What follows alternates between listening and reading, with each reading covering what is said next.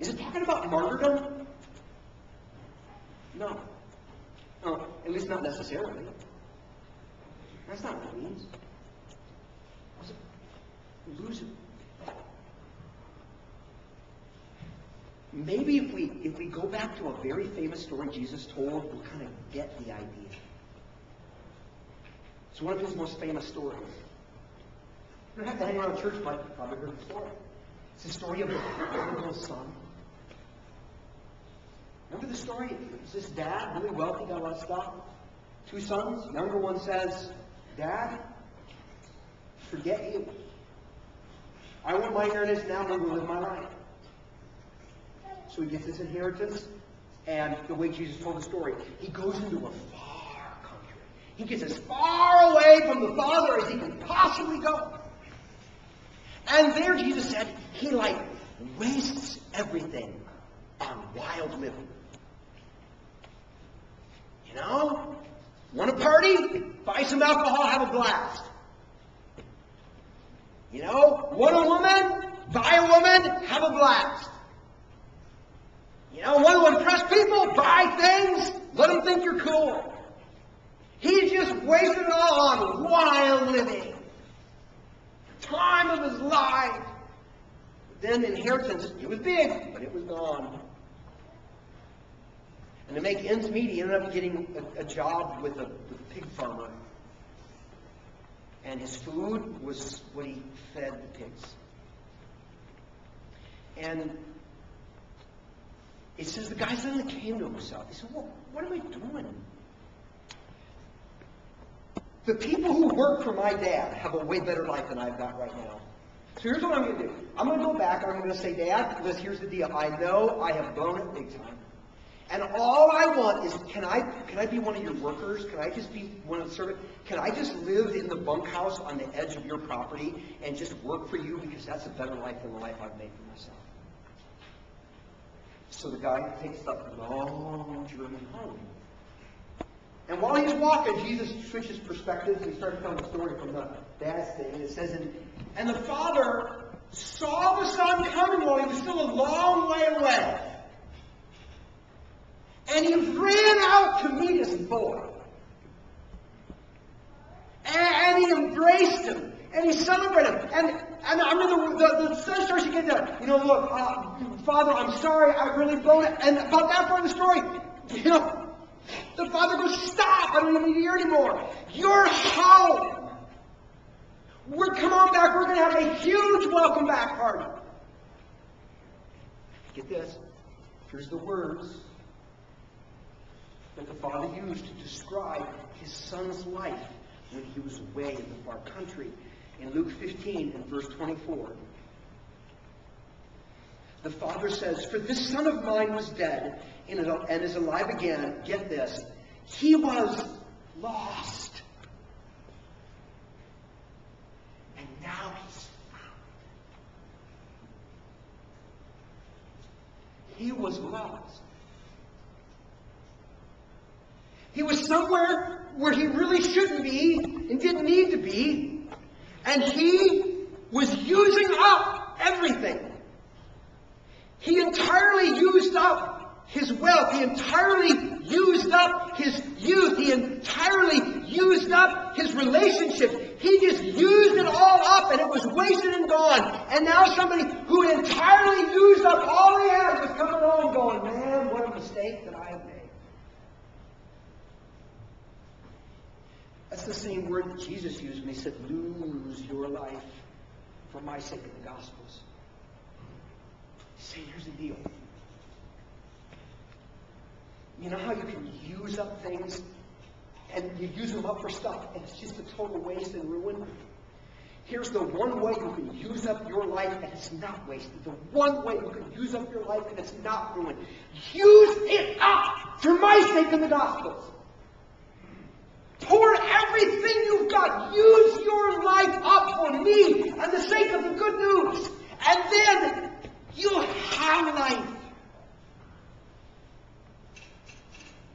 My sake in the Gospels. We can look at it this way.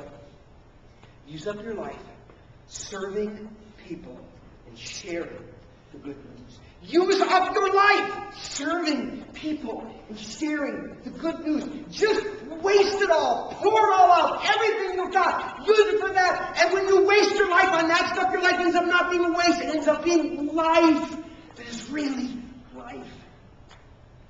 Remember the box of stuff from last week? We all have stuff. We all have time.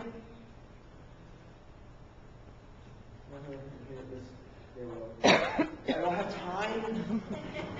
We all have gifts, talents, aptitude. We have funds. We have at least a couple of bucks or whatever. You know, we've got stuff. That's what Jesus is saying. He's saying, look, your stuff, your time, your gifts, your money, the things that you own, use them up to serve people. Use them up to get the good news out that God loves them. That Jesus has come to atone for every sin of every person who's ever committed. The price is paid if you'll just humble yourself and believe you can be forgiven and a forever relationship with God established. Use up your stuff. Use up your life.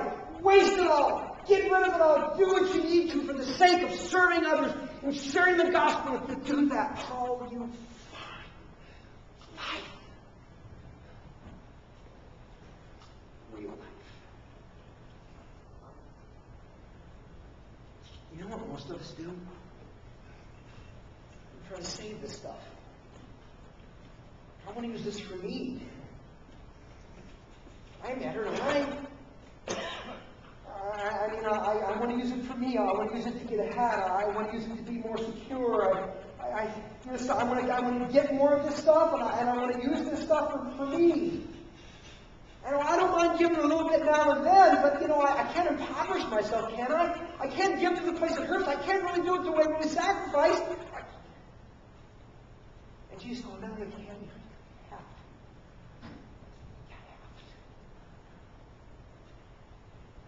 Because if you try to save it, your life's wasted. It's ruined. It's all for nothing. And you can have all sorts of stuff in your box and enjoy it all for you as much as you want it to, but at the end of the day, you don't have the good life. It's all just waste. But if you give it to serve others, make your life better, give it to share the good news, then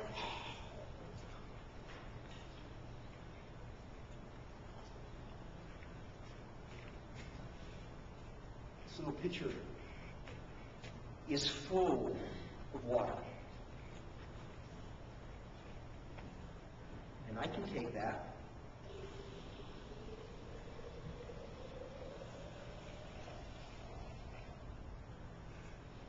and I empty it. Is this now empty? Yes or no? Ooh.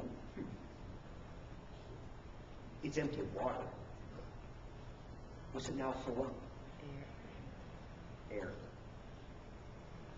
Because really, when I emptied the one, it got filled with another. See, it's like a cake, and I go, well, let's do it the other way. Now I'm going to fill it up. Now it's full, right? Yeah, it's full of water, but now what's it empty up?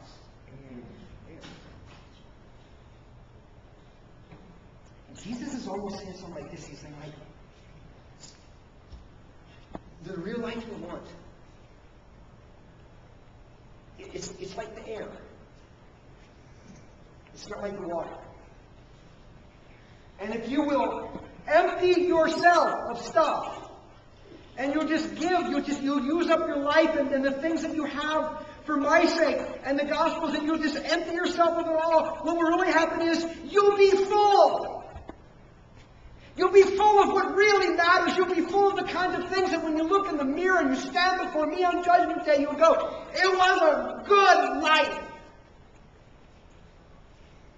Or you can just try to fill it up with all that stuff and use it for you and get as much as you can and try to save it and preserve it. And then you can fill yourself up, but you'll be empty of what really matters.